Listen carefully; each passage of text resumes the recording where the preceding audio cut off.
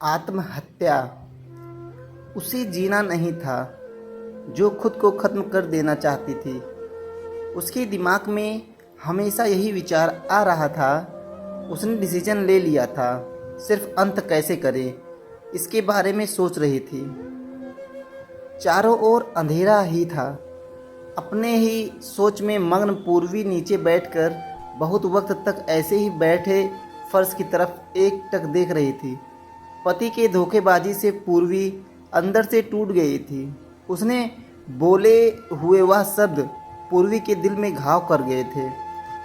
इस बार पंकज ने तो हद पार कर दी थी। अब और जीने का कोई अर्थ ही नहीं बचा था। अब खुद को ख़त्म कर दूं, इसके सिवाय दूसरा विचार उसके मन में नहीं आ रहा था। दोनों बच्चे गहरी नींद में थे। एक नज़र उनकी तरफ देखा, उनके सिर पर प्यार से हाथ फेरा। आंखों में आंसुओं की धारा बहने लगी थी। उसने मन में एक दृढ़ निश्चय किया था। रात के 2 बजे थे। हर तरफ बहुत सन्नाटा था और वह धीरे से उठी और दूसरे रूम में गई। गले में फांसी का फंदा डालने ही वाली थी, तभी कुछ गिरने का आवाज़ आई। पूर्वी का 2 साल का बेटा ज़ोर ज़ोर से रोने लगा। उसी क्षण पूर्वी की 6 साल की बेटी चिल्लाने लगी, मम्मी छोटू बेड के ऊपर से नीचे गिर गया। तुम कहाँ हो? देखो रा छोटू कितना रो रहा है। पूर्वी भाग कर दूसरे रूम में आई और अपने बेटे को उठाकर अपनी गोद में ले लिया और अपने सीने से लगा लिया। बेटी रोते हुए बोली, मम्मी तुम कहाँ चली गई थी? मुझे बहुत डर लग रहा था। तुम हम दोनों को छोड़कर कहीं मत जाओ, मुझे अकेले में बहुत डर लगता है।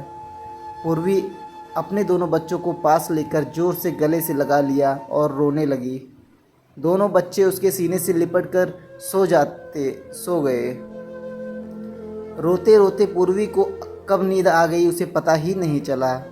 काम वाली बाई गंगू की आवाज़ से पूर्वी की नींद टूटी।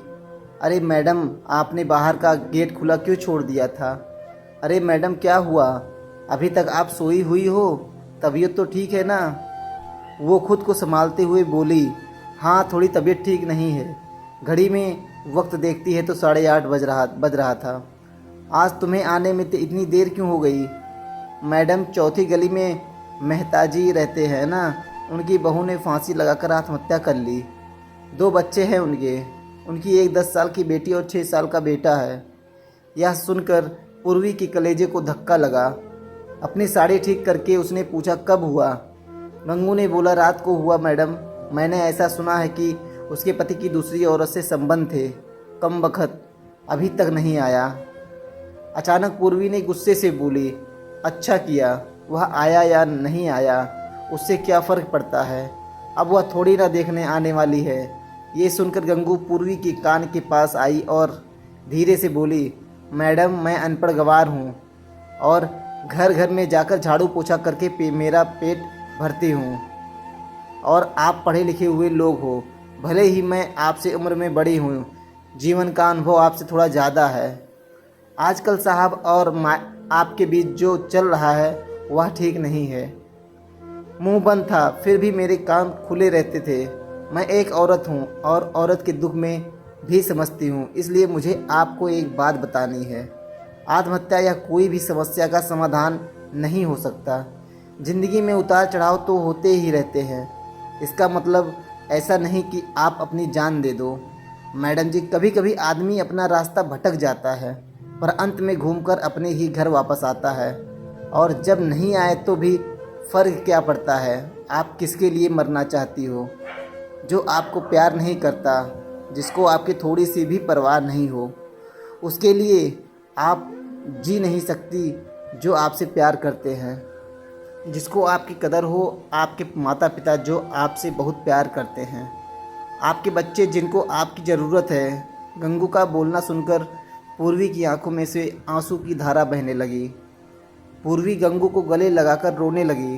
गंगू पूर्वी को पीठ पर से हाथ फेरते हुए सोफे पर बैठाती है और बोलती है, बुरा ना मानो तो एक बात बोलूं मैडम, खाली दिमाग शैतान का घर होता है। आप घर में बैठकर फालतू बातों को सोचते हो। मैं आपके घर में काम करने के बाद में 9 से 3 इस वक्त स्कूल में झाड़ू लगाने जाती हूँ। वहाँ की प्रिंसिपल मैडम बहुत अच्छी हैं। आप तो पढ़े हुए हो, अगर आप बोलती हो तो मैं आपके लिए टीचर का काम करने का पूछूं क्या? आपका वक्त भी निकल जाएगा और मन भी लग जाएगा। इस पर पूर्वी चुप बैठी थी। कोई भी जवाब ना मिलने पर गंगू बोली, मैं आपके लिए चाय लेकर आती हूँ। और गंगू काम करने लग जाती है। काम निपटा कर बोलती है, मैडम मैं जाती हूँ। उतने में पूर्वी उससे बोलती है, रुको गंगू, तुम स्कूल में मेरे लिए पूछना, यदि संभव हो तो प्रिंसिपल मैडम का नंबर मुझे ला कर दो। गंगू के चेहरे पर खुशी का भाव दिखा। गंगू पूर्वी के पास जाकर बैठी और धीरे से बोली, मैडम मैंने दूसरे रूम में बेड पर स्टूल रखा हुआ देखा था। ऐसा आप कभी भी मत करना, यह आपका घर है। इसे बचाने को आपसे जो हो सके वह कीजिए। बिना लड़े आपने हार मान ली। गंगू पूर्वी के हाथ अपने हाथ में लेकर बोली, मैडम एक फिल्म में एक हीरो ने एक डायलॉग बोला था, लड़ाई लड़कर जीती जाती है, मरकर नहीं, क्योंकि मुर्दे कभी लड़ा नहीं करते। गंगू हाथ नचाते हुए ऐसे ऐसे बोलने लगी। यह देखकर पूर्वी को बहुत हंसना आया।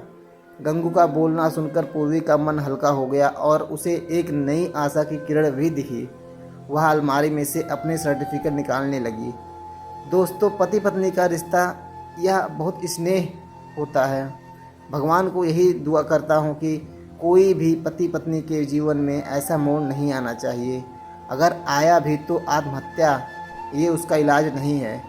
जीवन में कोई भी समस्या का हल आत्महत्या ही समाधान नहीं हो सकता। तो दोस्तों, ये कहानी आप लोग कैसी लगी आप लोग कमेंट में ज़रूर बताइएगा और हमारे चैनल को सब्सक्राइब करना मत भूलिएगा दोस्तों।